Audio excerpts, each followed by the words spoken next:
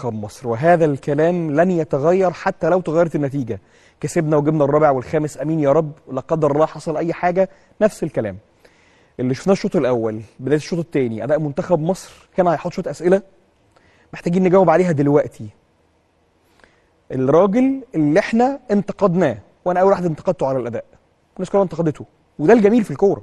الانتقاد ليس معناه موقف دائم طول العمر، الانتقاد معناه ان في موقف تعلق عليه ملوش علاقة بالنتيجة في وقتها، يحصل موقف تاني بتفاصيل تانية ملهاش علاقة بالنتيجة لكن بتعلق على اللي انت شفته.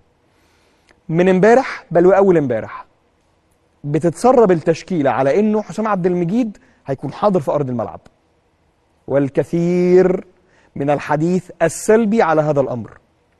حسام عبد المجيد النهارده شكرا محمود شاكر اكتر حد خد التحامات هوائية يمكن في البطولة، واخد حوالي 5 النهارده مع ماتش من الماتشات اللي فاتت برج عالي.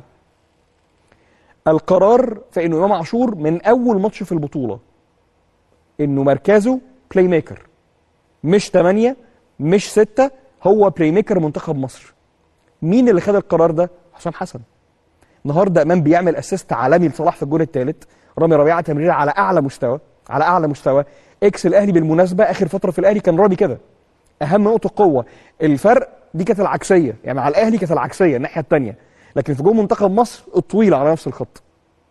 بيعمل امام اسيست رائع من ناحيه الشمال بوش رجله لمحمد صلاح مع تحجيزه المعلمين، والهدف الثالث قرار حسام حسن.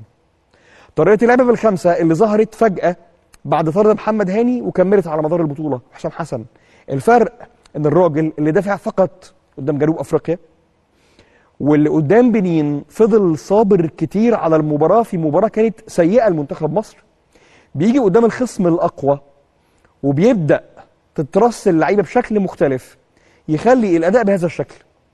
النهارده التقارب اوضح، وانت في رجليك الكوره عندك جمل اكتر، التحول اللي عندك اسرع، بان ان امام مديلك نفس وانه المساله كانت بدنيه اكتر منها فنيه. وبالتالي اختيارات هذا المدرب للعيبه ولنظام اللعب الموجود قدام كوديفوار، حجم كوديفوار اللي لحد دلوقتي لسه بتحاول عن طريق الاطراف تعمل اي حاجه بدون جدوى ان شاء الله لحد الاخر. والاهم انك تسجل 3 اهداف ويا رب يبقى العدد قابل للزياده ونرجع لهم ذكريات الرباعيه الشهيره في 2008. طبعا معانا الجون الاول على الشاشه، وده اللي بحكي لحضراتكم انه قد ايه الخوف من اسم منتخب مصر.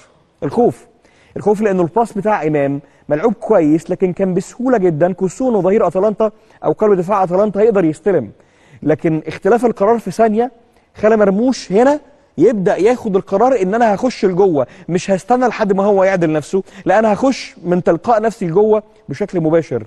هتكمل اللعبه، بيخطف مرموش الكوره وبيروح علشان يسجل هدف اللقاء الاول.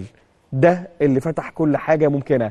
ده جه ازاي؟ ده جه من ستايل تحول مظبوط، في 2 مهاجمين بيلعبوا على العمق، في بلاي ميكر واضح موجود في ارض الملعب، في لعيب اسرع في القطع والتسليم وهو حمدي فتحي، واحد من نجوم شوط اللقاء الاول ومن نجوم المباراه حتى الان.